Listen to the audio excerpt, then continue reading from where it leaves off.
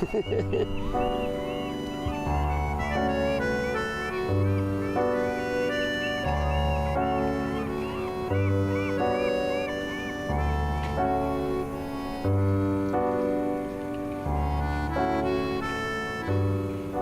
we get together, we go painting. That seems to be the glue that holds us together, you know. That and good wine. And the Newfoundland landscape, yeah, that's true too.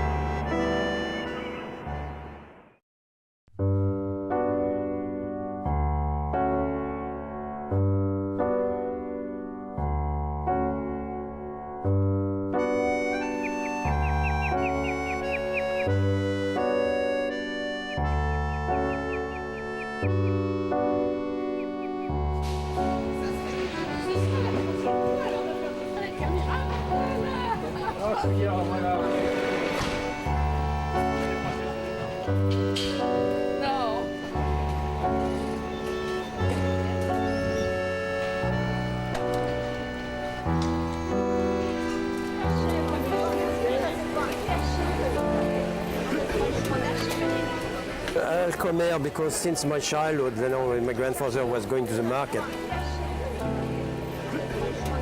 I love market. The smell, there's a lot of smell, different smell, fish and fish, vegetable mixed to the wine, to the bread.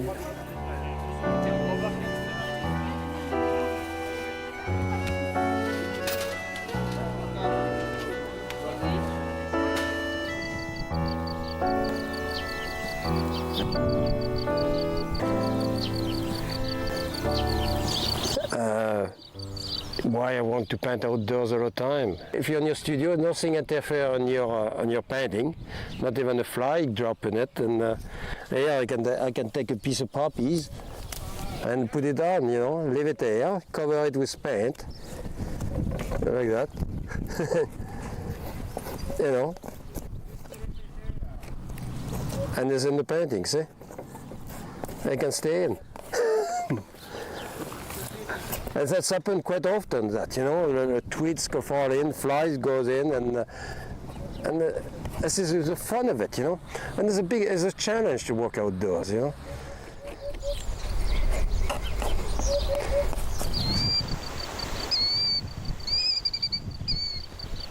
When I look at it, any of his work, I feel, I guess, his passion for painting. I think his love of it comes through. You know that it's an expression of joy. It's a creative splash, I suppose, on the canvas. And it's his energy that I think attracts you to the painting. Even though in some of his paintings there is a calmness, there is always that element of heightened reality, something that you really can grab hold of, and it's uplifting.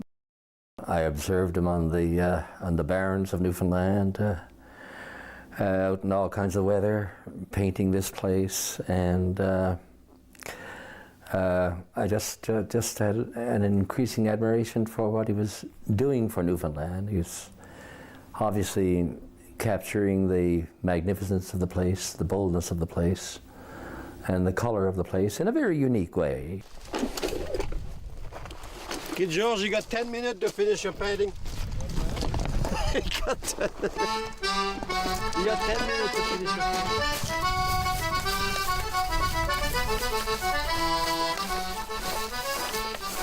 You know, he's rugged.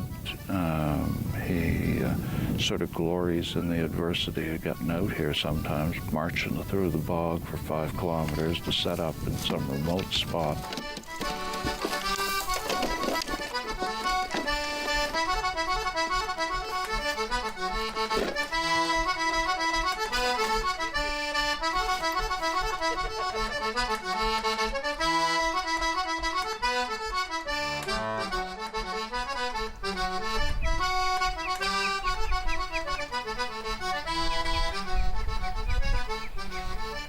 He actually started painting here, although he was always interested in it, of course. But he actually started to paint in Newfoundland. And he was an electrician at the time and worked down on the docks there, and came over on a cable boat, as far as I know.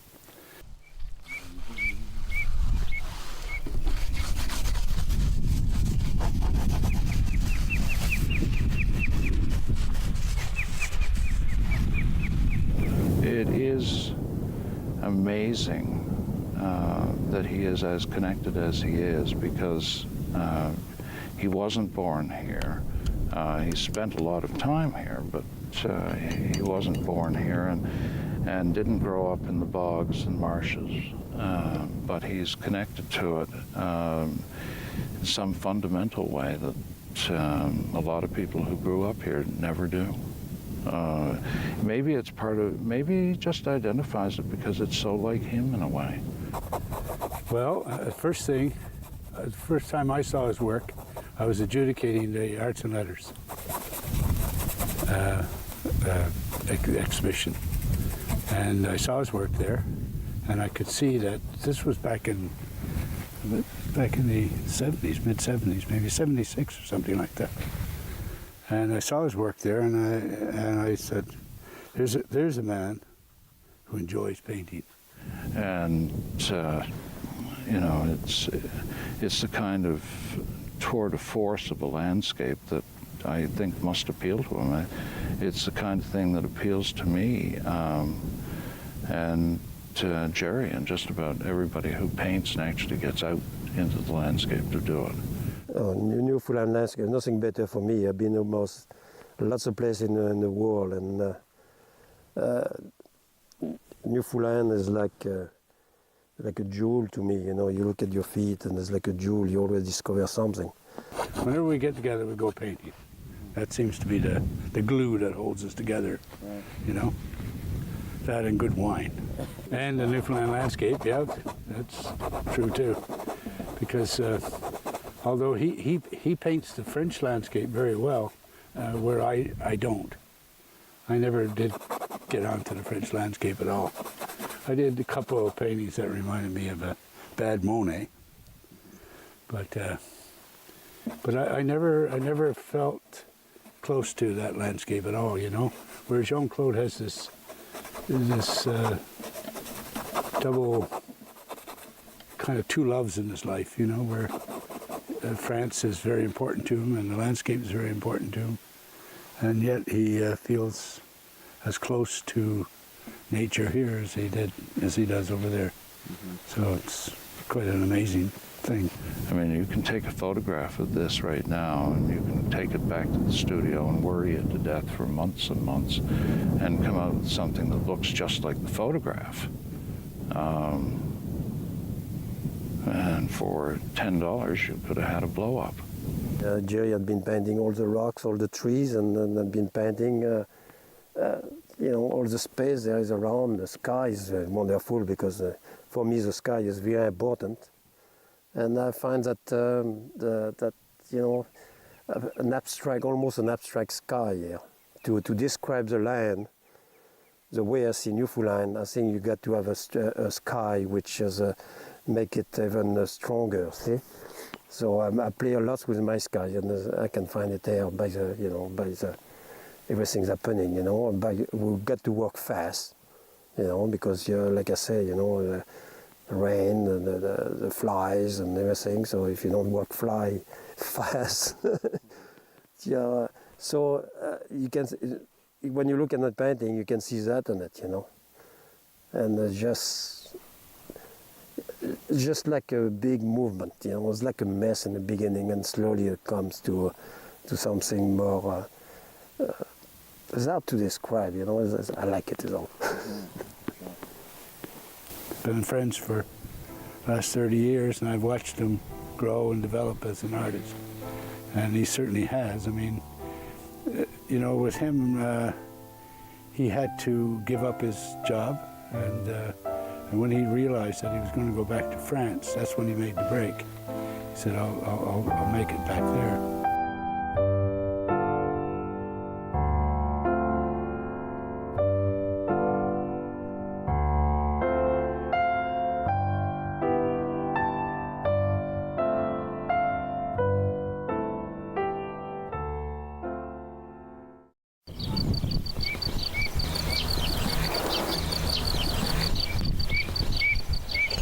Why do I get the passion to paint every day? It's because when I get up, is a painting in front of my eye already. So I got to do it. If not, I'm going to be in a bad mood all day. You know, when you look at the painting and it's finished, you go back to your studio here.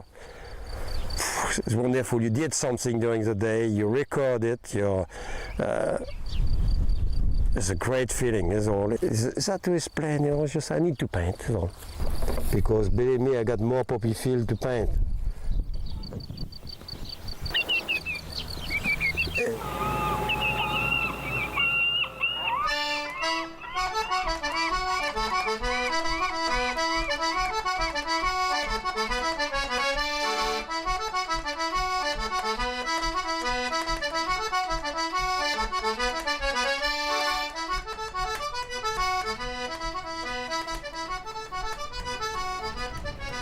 The word I came up with a while ago to describe his most recent work of St. John's is that it's a breachy work. It's like the capelin in the ocean or the mackerel in the ocean.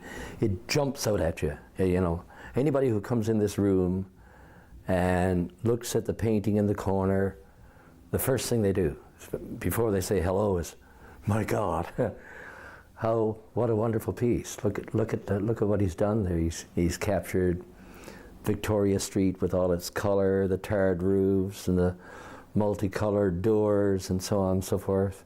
He's got the the beautiful Battery. He's got the Narrows. He's got the magnificent Southside Hills.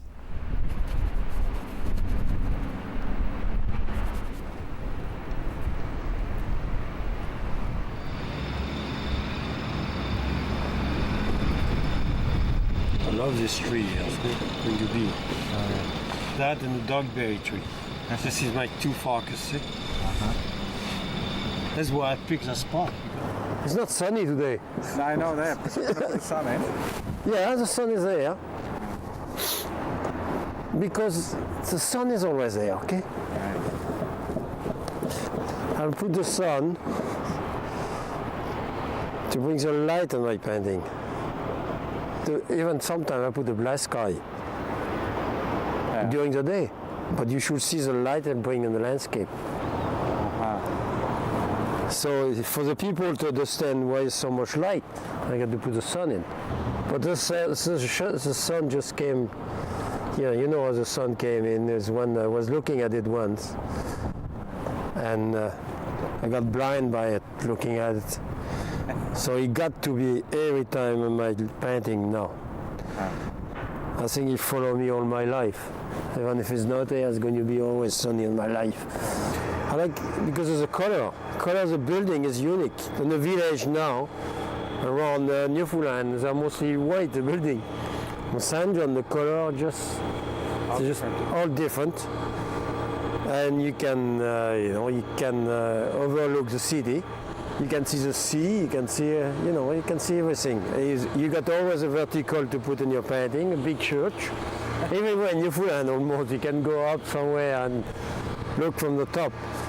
The colors, I think, are very, very strong, and how they're so poetic. They're not realistic, and yet they are. Like, it's not looking at a realist painting or an abstract painting. It's something about it that makes them all so happy and lively and moving. I always feel like they're moving, and especially the way he does the buildings and stuff, and they all, where the roofs are bent, and it always looks like the wind is so strong there. Of course, we do have a lot of strong wind in Newfoundland, and I just really been always drawn to the colors, and I just think they're so.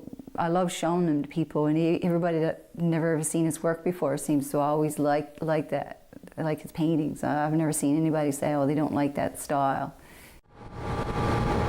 But it's not always what I'm looking for. I'm looking for color sometimes, a shape, and like there was the tree in the center, the big tree, the dogberry tree, which is red on it. And because I'm planning to put a bit of snow on the roof. The first sign of winter, you only got that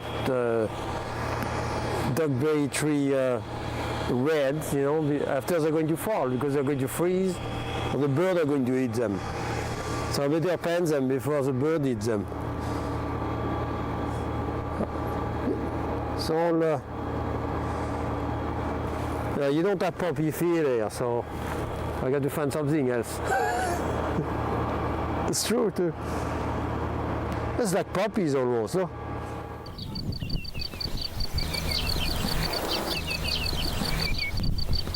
Because here they're very nice, it's hot, I like the heat, but sometimes it's raining, or in Newfoundland it's foggy, you name it, you know. But for me, the best painting is when I am outdoors and I'm disturbed by the element, but what's around me. You know, if I paint a crowd, if I'm disturbed by the crowd, it's going to be part of the job of the painting. Simpson painting, I did, I don't know, I never count them, but there must be 150 or 200 poppy field. Maybe the same with sunflower field and Newfoundland with large tree and stuff like that.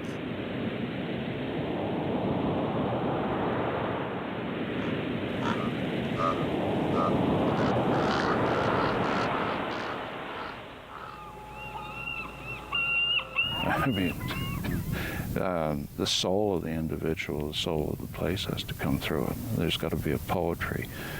And when you look at Jean-Claude's painting, there's a poetry in it. There's a rhythm of the landscape that's reflected in the knife work or the brush work. There's a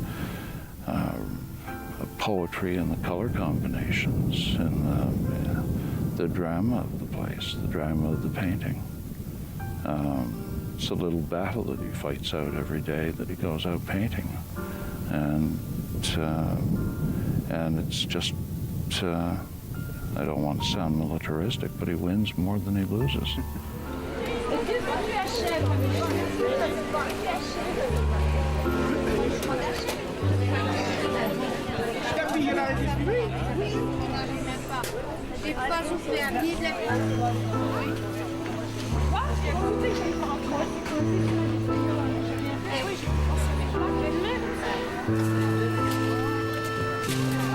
Because I like this one. It's next to a big cathedral on the Saint, and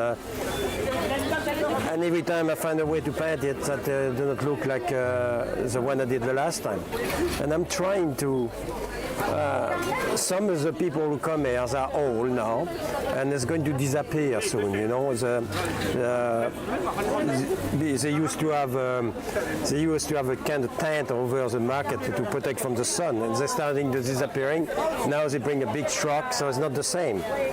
And those old people who sell vegetable come from a little tiny garden, probably. So the vegetable and or the products they show are not, if you look at it, they always got little defects because they were not treated, you know. They're just natural, see? And like I know in a few years there won't be any, those people will not, so I will have them painted for life, you know, for all time. See, they'll be here. They are recorded.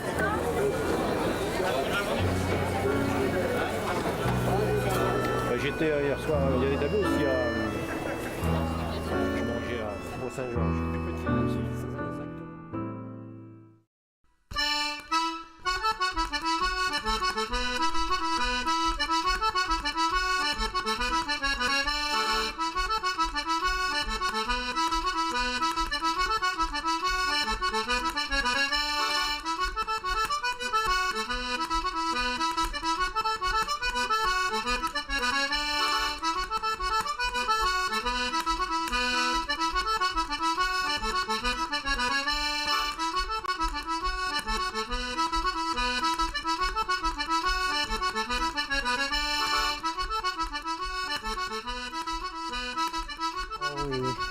Put the moose in it too.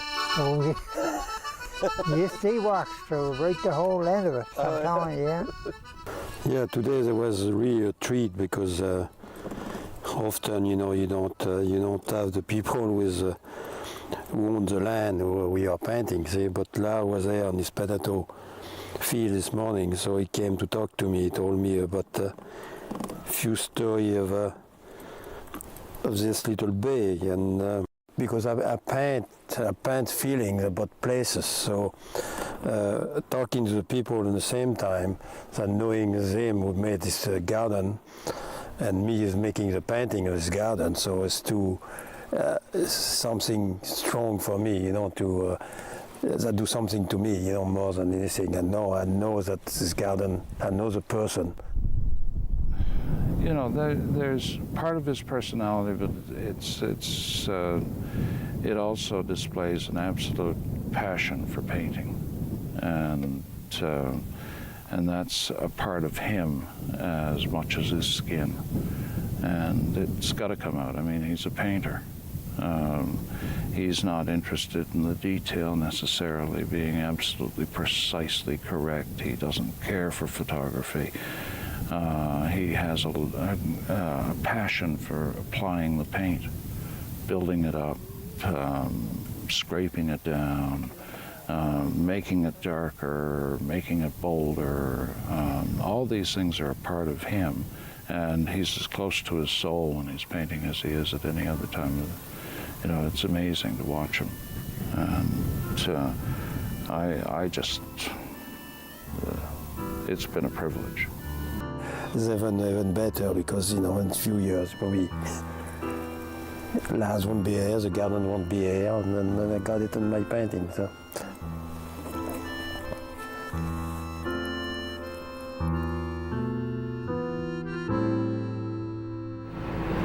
I think now I'm going to go to a little village with called La Madeleine, where my grandfather used to live, and where I used to spend my vacation. And it's probably where my life of an artist started, even if I was small. Here there is, I don't have the house, I could not get the house where I live, but and there's few cherry trees there on a cap and on a piece of land. So I'm going to see that and try to pick some cherries today.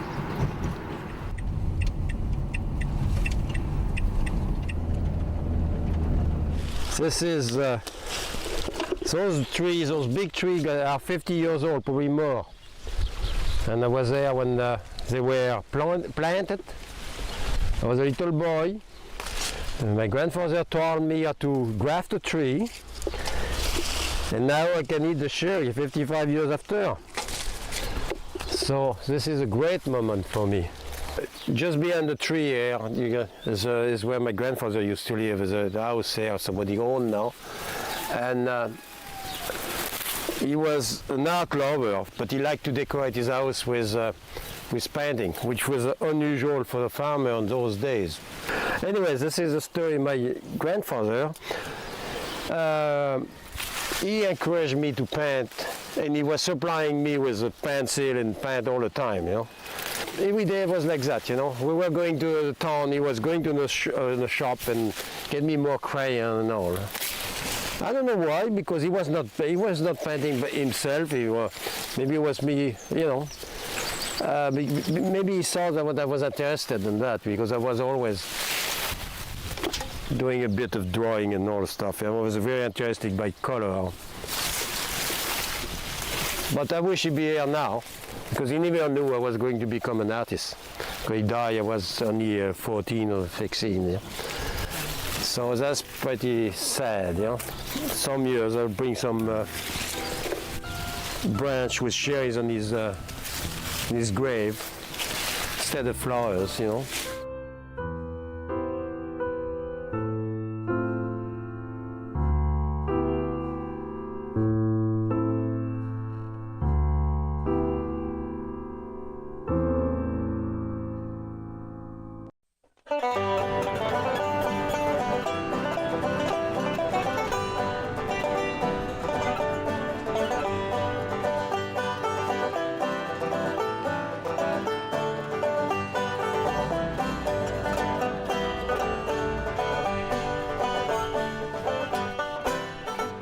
Probably go through 250 art galleries a year.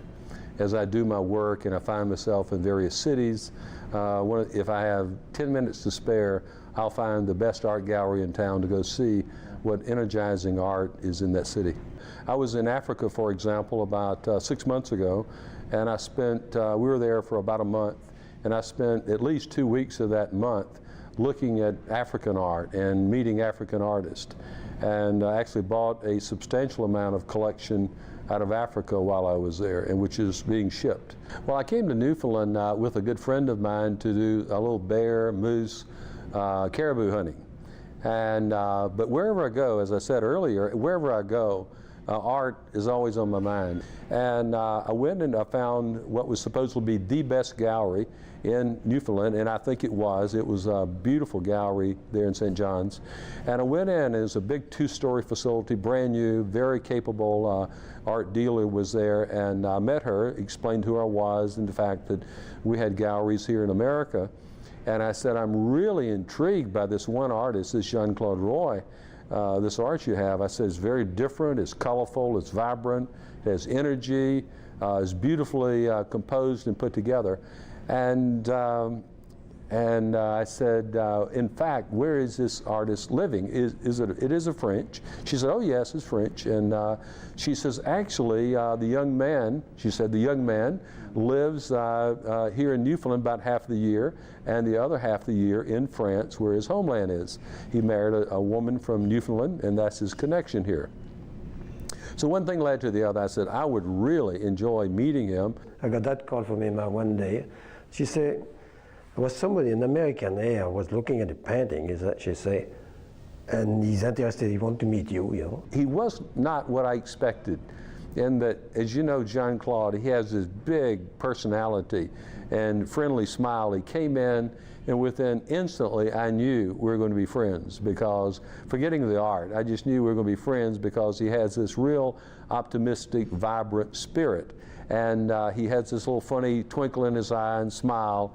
And, but we had, over a glass of beer, we became friends in a very few minutes. And the next thing I know, we're talking about art and Newfoundland and all these things. And I suggested to him that what we were doing with the galleries, and wanted to know if he had interest in exhibiting in America. And he said, oh, I'd be honored, I'd be excited about that. And I said, okay, I'm very excited too.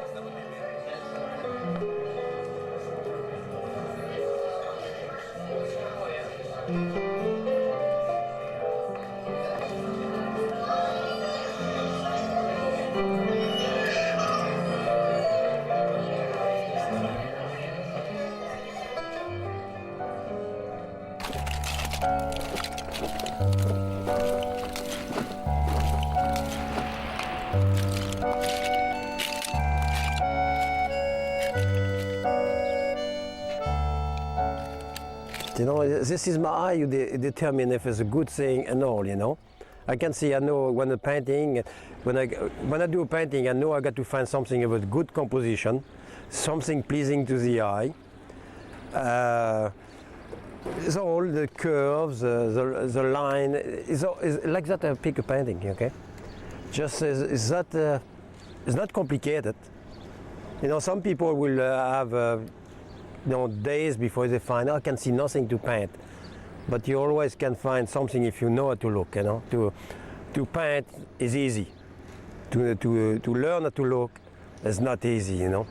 And I always told that, you know, if you look everything, you know, analyze everything, and after you will find things you never saw before and you want to paint. And yeah, I'm so surprised at how he picks out paintings everywhere, right? You know, and his eyes are constantly, I've been with him lots and lots of times, and you got to come back here, you got to come back there, and I'm just so amazed what can he see there to paint, right? It's just a piece of barren land, nothing on it, you know, and then he'll go back and paint it and come back, and there's all kinds of things that I never saw. I don't know where he gets them to, or he puts them there or what, right? But I guess that's one thing about a painter, you can't put things in there that's not there or take it out, right? But he just does draw on things like the flowers, you know, he does such a fabulous job with all kinds of wallflowers, you know, things that I grew up with and took for granted, old lupins, you know, he makes the lupins look wonderful. And all the wallflowers in Newfoundland, you know, make them look so just fabulous. And like I said, they all look like they're moving, you know, look at them and, you know, you swear to God, it's all moving. Says, but by working at it, you know, I think you can succeed if you really work at it, you know, and if you're really dedicated to your art, try to find something that people don't see, show them, and they will appreciate after a while. You know, you develop that after years of looking and painting. That's all.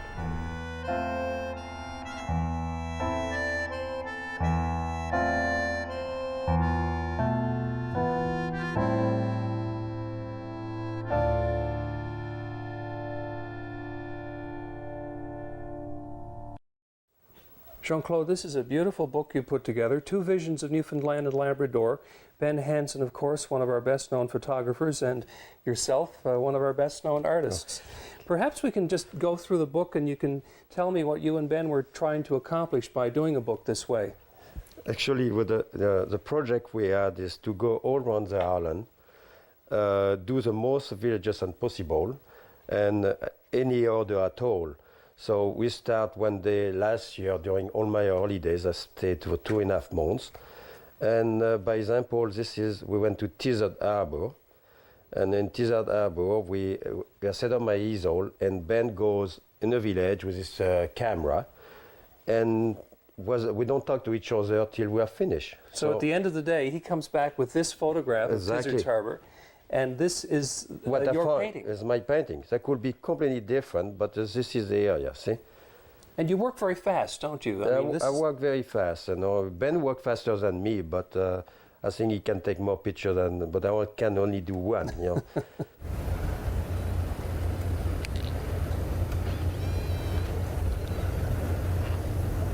And of course, there were two things. One thing was that I had pretty well packed it in. I figured that was my last book, and a book is a lot of effort. It's basically a year's work, and so it wasn't just a question of doing a few things like we're doing now.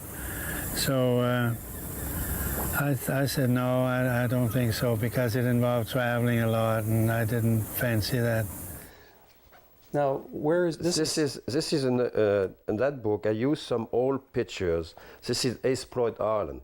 This is where my wife, mother came from. So one time I went in Exploit Island and I did a painting, so I want to use it this time. I can work with anybody if they don't tell me what to do, okay? So, and I think Ben was the same way. That's why in the beginning he was not quite sure what kind of fellow I was. So in the beginning I said, okay, Ben, don't worry about me. I won't tell you anything about how to take pictures, where to take pictures, but don't do the same for me. You know, I'm going to paint what I want. So who decided which painting would go next to Ben? Ben was not me. Picture. I say Ben to work. Two artists to work together is not easy sometimes. So I say, Ben, you know, I agree with you. You do what you want with it. I will look at it after. So he took all his photographs and all the photographs of my painting, put them together, match them together on a book, the best he could. So that got you 2 pages of paintings. Exactly, but I gave another 2 pages of photograph later on. Well, Jean-Claude, it's been a pleasure talking to you about this book, and good luck with it. It's a great job. Thank you very much.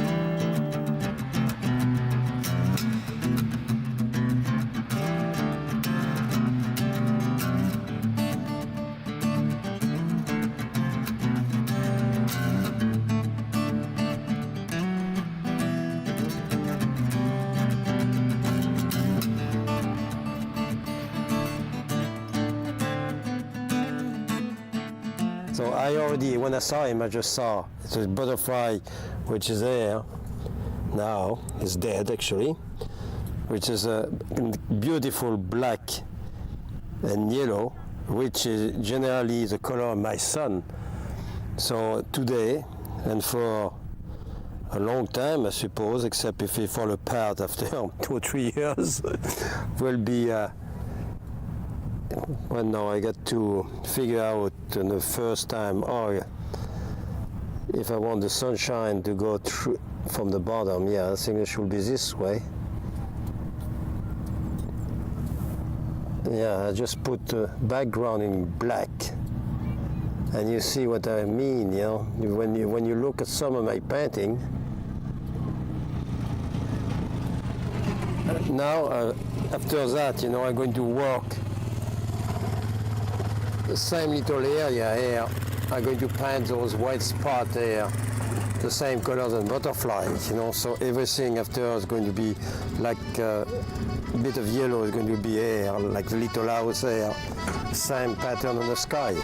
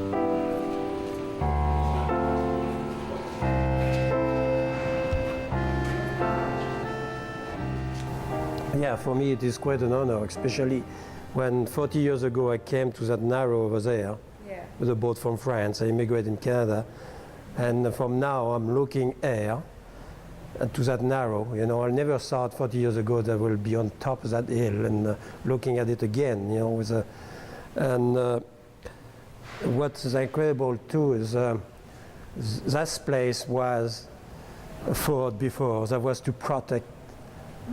To protect Saint John against the French. And now I'm in it, but you know, I did not wait because my Newfoundland is just my other country, you know, very strong in my heart. And but now this building will be to protect the art of the, you know, no more. There'll be a protection for the art, for all the artists in Newfoundland.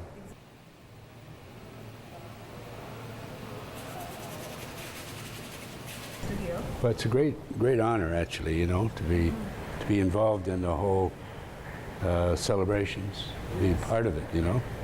And I never thought that we'd ever have a place like this. No? You know, I've spent most of my life painting here. And being involved in the arts and various aspects of it, actually. And I never thought that we would ever have such a palace, really. Today we got one of the best studios with every artist in Newfoundland would like to have a great studio like that with a huge and with a view like that, you know. I think it's really special in that when you look at his work, you are captured. I don't think anyone can walk by one of his paintings, I'd be surprised if they could, and not stop, because the colors he uses are so arresting, and his style of painting, which is not realistic, but you know where you are, you know what it is he's trying to portray, you can recognize places, but it's a heightened realism. You see the communities, you see the houses, you see the sky from his perspective, and it's fascinating. But it's been a great relationship in that sense, an artistic one, you know, and it's like the real thing. It's not just talking about it, but it's actually doing something.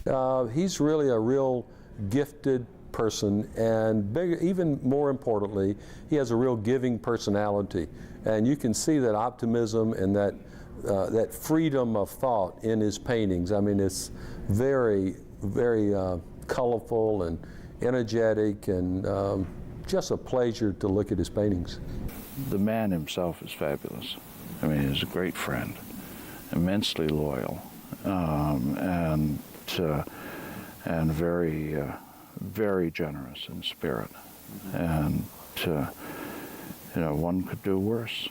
than to have a friend like Jean-Claude. Much, much worse. And people have friendships that last a whole lifetime, and Jean-Claude and I and Jerry, I think, will always be friends.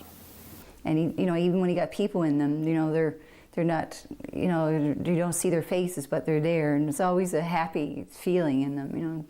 And Jean-Claude has always been such a happy person. I guess that's why he's such a character. I've known him for a long time. I've known him now for 28 years, and he's always like playing practical jokes on you, and you know, he's a great person to be around. I've never ever seen Jean-Claude upset or in a bad mood or stressed out about anything. So sitting here on my toughest day, I can get a kind of tranquility from looking at his work, and I can watch the sun as it changes, as the sun shifts.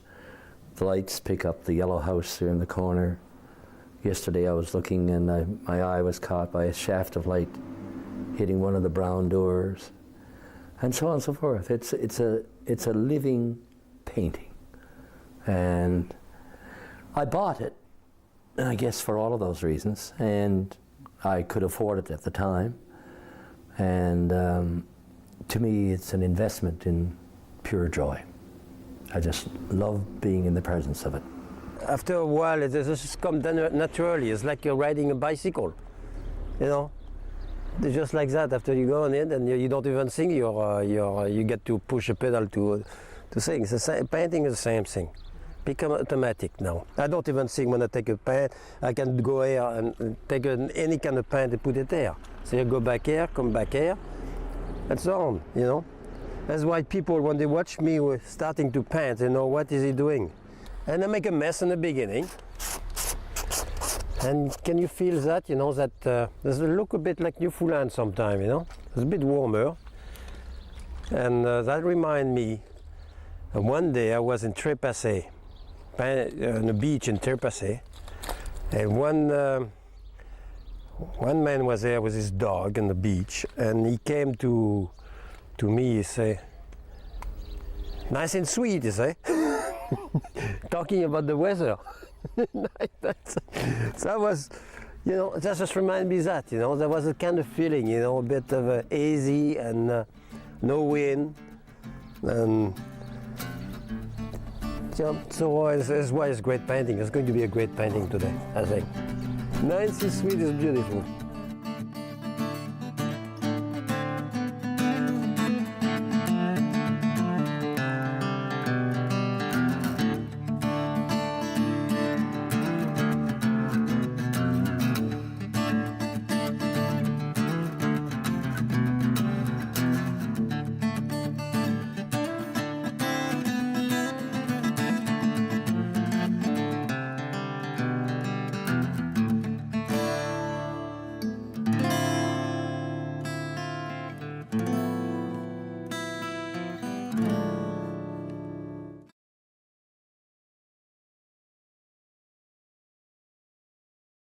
Hi, my name is Bill Coultas, author of the book Revenge Finds a Home. The story opens up with a bird watcher walking through the woods, and he comes across a body that has an arrow through its neck. Then enters Inspector Bob Lynch.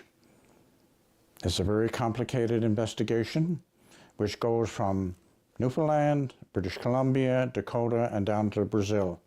It's an intricate story, and I'm sure you'll enjoy it.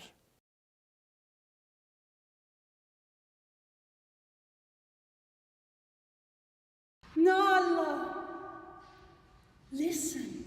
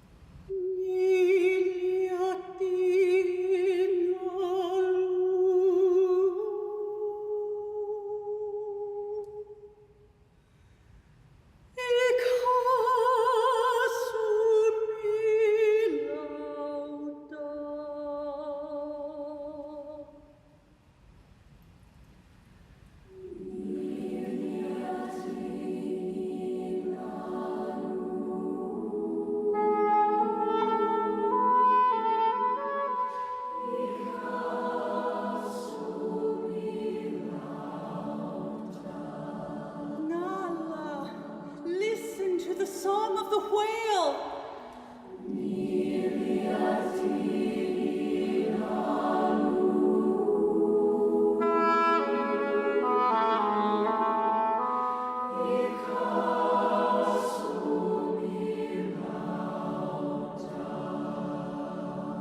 The whale's song evolves over time.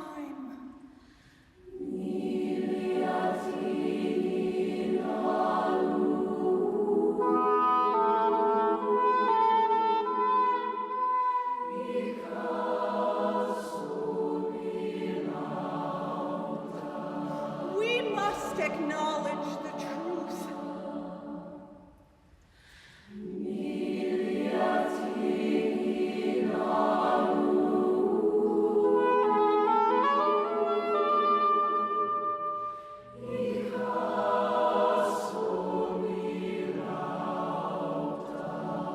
We need to work together to bring change.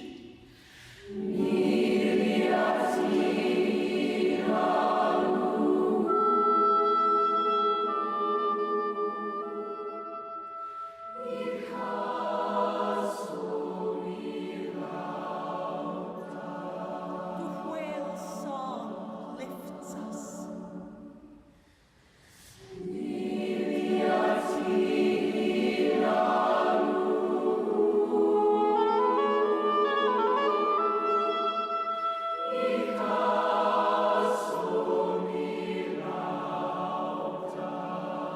It is our responsibility.